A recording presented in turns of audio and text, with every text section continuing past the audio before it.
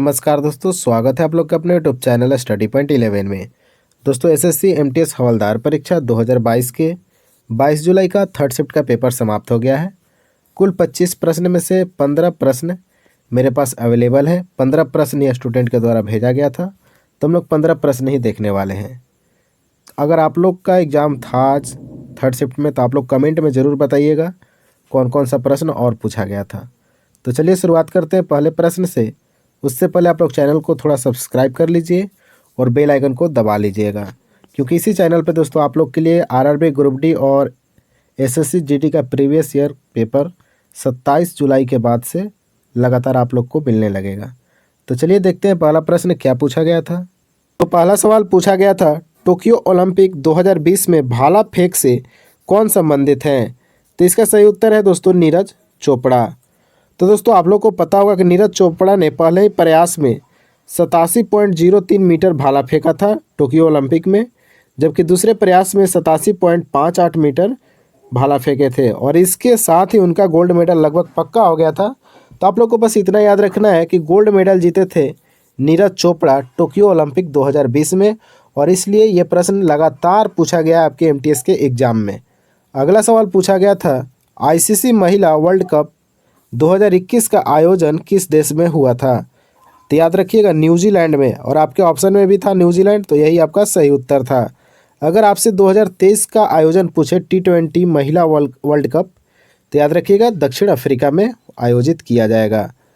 तो दोस्तों आईसीसी महिला विश्व कप क्रिकेट का फाइनल में इंग्लैंड को हराकर ऑस्ट्रेलिया की टीम 7वीं बार विश्व विजेता बन गई। न्यूजीलैंड के क्राइस्टचर्च में खेले गए महिला विश्व कप फाइनल मुकाबले में ऑस्ट्रेलिया ने इंग्लैंड को 71 रन से मात दी थी। तो आप लोग विजेता का नाम याद रखिएगा ऑस्ट्रेलिया, और उप विजेता रहा था इंग्लैंड। और कहाँ आयोजन किया गया था? तो न्यूजीलैंड में आयोजन किया गया था।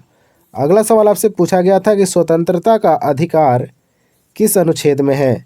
तो आप लोग को पता होगा दोस्तों कि भारतीय संविधान में अनुच्छेद 19 से लेकर 22 तक आपके स्वतंत्रता का अधिकार के बारे में बताया गया है, तो आप लोग ध्यान रखेंगे।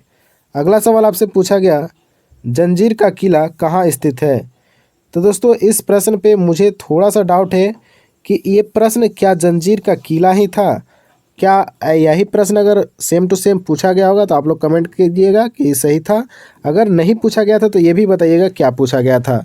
तो 1200 के दशक के अंत में कोली यानी मछुआरों का राजाओं ने अरब सागर में एक चट्टानी द्वीप पर महाराष्ट्र के तट पर पहला किला बनाया था, और इसी को जंजीर का किला नाम रखा गया था। तो याद रखिएगा महाराष्ट्र में स्थित है।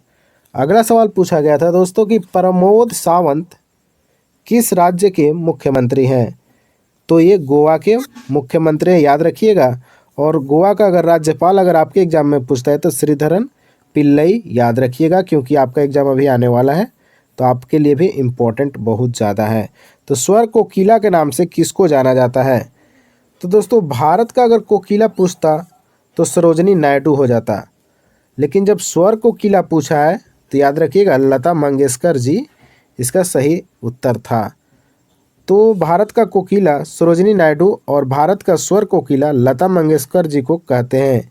लता मंगेशकर जी को ही स्वर कोकिला भी कहा जाता है। तो याद रखिएगा स्वर मतलब गला से संबंधित है, जो संगीत से संबंधित है, तो वह है लता मंगेशकर, इसलिए उनको स्वर कोकिला बोला जाता है। और भारत का कोकिला की बात करें तो सरोजनी नायडू। अगला सवाल आपसे पूछा गया था दोस्तों कि भारत के साथ कौन कौन सा देश सीमा साझा करता है? तो पाकिस्तान, चीन, नेपाल, भूटान, म्यांमार, बांग्लादेश, अफगानिस्तान, यानी 1, 2, 3, 4, 5, 6 और 7, कुल 7 देश भारत के साथ सीमा साझा करता है, और सबसे कम अफगानिस्तान करता है, ये भी आप लोग याद रखेंगे। अगला सवाल पूछा गया था दोस्तों कि निम्न में से कौन कोशिका का भाग नहीं है? तो कोशिका भित्ति, कोशिका झिल्ली, अंतःप्रद्रव्य जालिका, तारककाय, माइटोकॉन्ड्रिया और राइबोसोम, गोल्गी काय, लवक, ये सारे कोशिका के भाग हैं।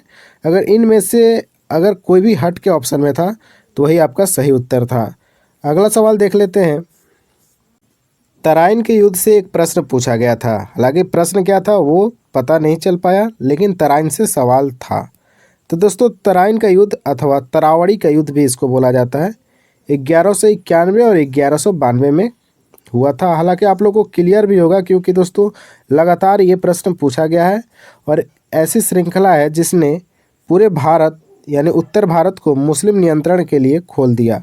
और यह युद्ध मोहम्मद गौरी और अजमेर तथा दिल्ली के चौहान राजपूत शासक पृथ्वीराज तृतीय के बीच हुआ था। तो याद रखिएगा पृथ्वीराज और मोहम्मद गौरी के बीच 1191 और 1192 में युद्ध हुआ, जबकि 91 में पृथ्वीराज चौहान जीत गए थे और 1192 में गौरी जीत गया था। ये भी आप लोग याद रखिएगा। अब देखते हैं अगला सवाल क्या पूछा गया था। मन्नार की खाड़ी से कौन सा राज्य सटा हुआ है? तो दोस्तों याद रखिएगा कि मन्नार की खाड़ी से तमिलनाडु जो है दोस्तों ये सटा हुआ एक राज्य है। भारत के राज्य तमिलनाडु और द्वीप राष्ट्र श्रीलंका के उत्तरी भाग के बीच स्थित जल संयोगी है कौन? मन्नार। तो काफ़ी सिंपल सवाल था, आप लोग को पता भी होगा। 1926 कांग्रेस अधिवेशन के अध्यक्ष कौन थे? तो एस श्रीनिवास अयंगर जी 1926 के अध्यक्ष थे कांग्रेस अधिवेशन के। बात करें महात्मा गांधी तो 1924 में एकमात्र बेलगांव अधिवेशन जब हुआ था 1924 में, तो महात्मा गांधी ने अध्यक्षता की थी। सरोजिनी नायडू ने 1925 में प्रथम भारतीय महिला थी जिन्होंने कांग्रेस के अधिवेशन की अध्यक्षता की थी 1925 में कलकत्ता में। ये सारे फैक्ट आपको याद रखना है क्योंकि यहाँ से प्रश्न लगातार पूछे जाते हैं। अगला सवाल पूछा गया था कि आगामी क्रिकेट वर्ल्ड कप का आयोजन कहाँ कहाँ होगा?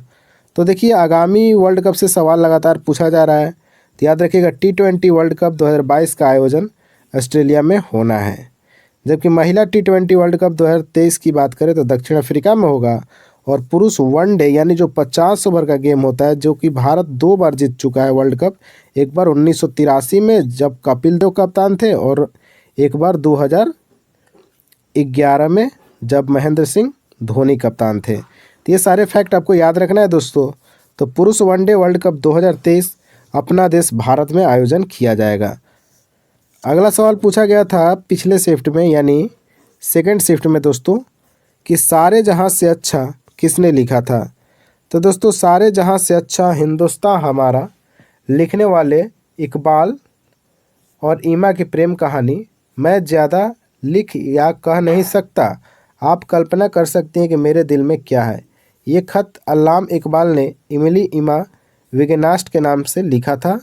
तो याद रखिएगा सारे जहां से अच्छा हिंदुस्तान हमारा इकबाल के द्वारा लिखा गया गीत है। अगला सवाल, सुप्रीम कोर्ट के मुख्य न्यायाधीश का सेवानिवृत्ति होने का उम्र क्या है?